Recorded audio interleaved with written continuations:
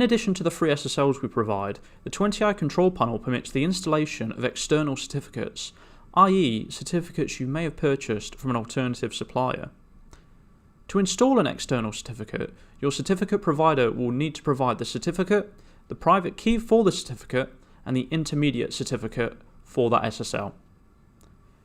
Once you have all three parts, the certificate can be installed by logging into the 20i control panel. Once logged in, head to Manage Hosting. Once you've done so, select the hosting package pertaining to the certificate that you've purchased. Within the hosting control panel, head to the SSL/TLS section. From this point, you will then simply need to copy and paste each part of the certificate, exactly as we're doing so here, into the correct field.